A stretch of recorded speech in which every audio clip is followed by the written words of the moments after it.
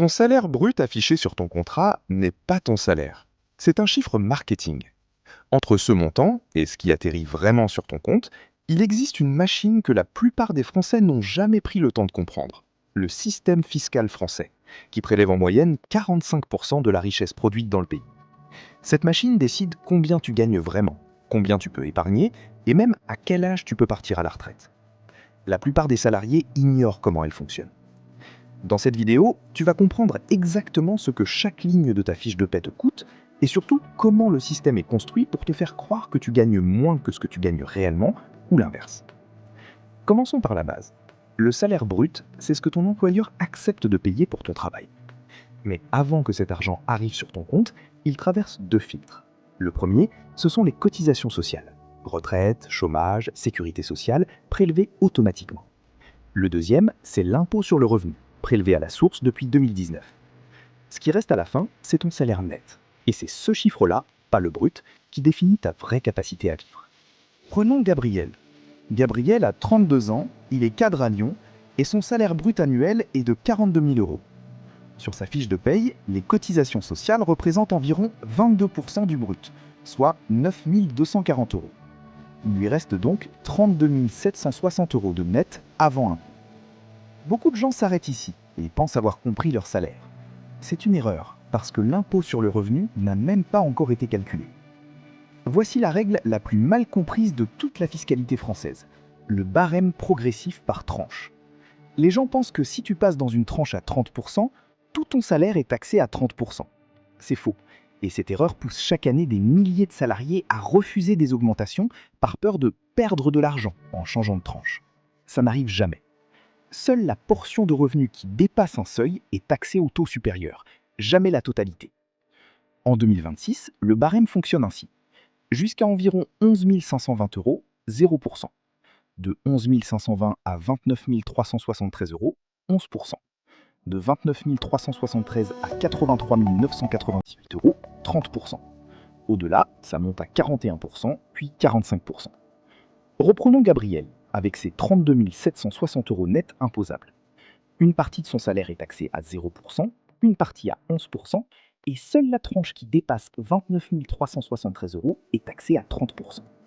Au final, son impôt réel tourne autour de 2 400 euros par an, ce qui représente un taux moyen d'imposition d'environ 7,3%, très loin des 30% qu'il croit payer en regardant sa fiche de paie.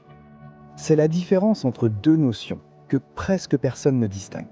Le taux marginal d'imposition, celui qui s'applique à ton dernier euro gagné, et le taux moyen, celui que tu paies réellement sur l'ensemble de ton salaire. Le premier fait peur, le second raconte la vérité. Depuis 2019, l'impôt est prélevé directement sur ton salaire, chaque mois, avant même que tu vois l'argent. Ce système s'appelle le prélèvement à la source. Il a un effet psychologique énorme. Il rend l'impôt invisible. Tu ne le sens plus, tu ne le calcules plus, tu ne le vis plus comme un chèque à signer. Résultat, beaucoup de salariés confondent leur salaire net avant impôt et leur salaire net réel, alors qu'il existe désormais un troisième chiffre, le net après prélèvement à la source, qui est ton vrai salaire disponible. Pour Gabriel, ça donne ceci. Brut annuel, 42 000 euros. Net avant impôt, 32 760 euros. Net après impôt, environ 30 360 euros.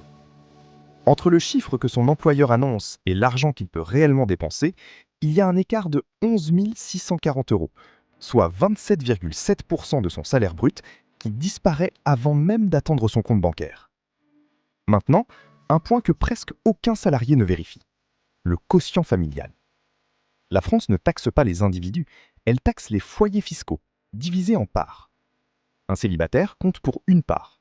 Un couple marié ou pacsé compte pour 2 parts. Chaque enfant ajoute une demi-part, une part entière à partir du troisième.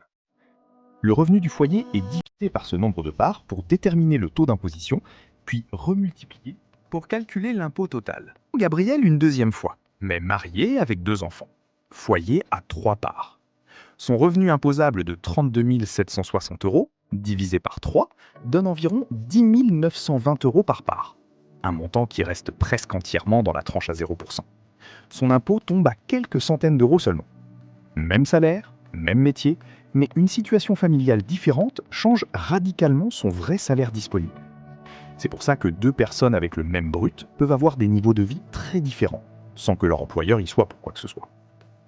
Il existe un autre mécanisme que la plupart des salariés laissent sur la table chaque année, les niches fiscales. Le plan d'épargne retraite, le PER, permet de déduire les versements de ton revenu imposable, dans une limite d'environ 10% de tes revenus professionnels. Si Gabriel verse 3 000 € sur un PER, ces 3 000 € sortent de son revenu imposable avant même le calcul du barème. Pour quelqu'un dans la tranche à 30%, ça représente une économie d'impôt immédiate de 900 €, simplement en déplaçant de l'argent d'un compte vers un autre. C'est là que le système devient intéressant, parce qu'il n'est pas neutre. Il est conçu pour récompenser certains comportements. Épargner pour la retraite, investir dans l'immobilier locatif, donner à des associations. Chaque euro placé dans ces dispositifs paie moins d'impôts que le même euro dépensé en consommation courante. Ignorer ces mécanismes, ce n'est pas être honnête avec le fisc, c'est simplement payer plus que ce que la loi te demande.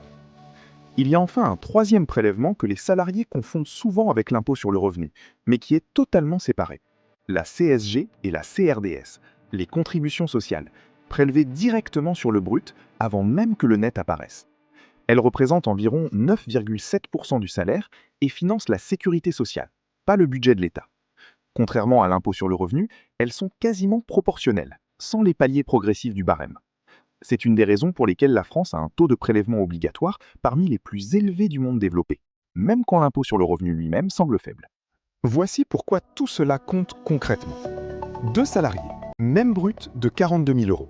Le premier, célibataire, sans PER, sans optimisation. Il paie son impôt plein, autour de 2 400 € par an. Le second, marié, 2 enfants, avec un PER. Il paie quelques centaines d'euros, parfois zéro. Même travail, même fiche de paie côté employeur, mais un écart de plus de 2 000 € par an de pouvoir d'achat réel, uniquement à cause de choix fiscaux que le deuxième a fait et que le premier ignore. Ton salaire brut ne te dit presque rien. Ton salaire net, avant impôt, ne te dit pas grand-chose de plus. Le seul chiffre qui compte vraiment, c'est ce qu'il te reste après cotisation, après impôt, en tenant compte de ta situation familiale et de tes choix d'épargne. C'est ça, ton vrai salaire. Et c'est ce chiffre qui détermine ce que tu peux réellement épargner, investir ou te permettre chaque mois.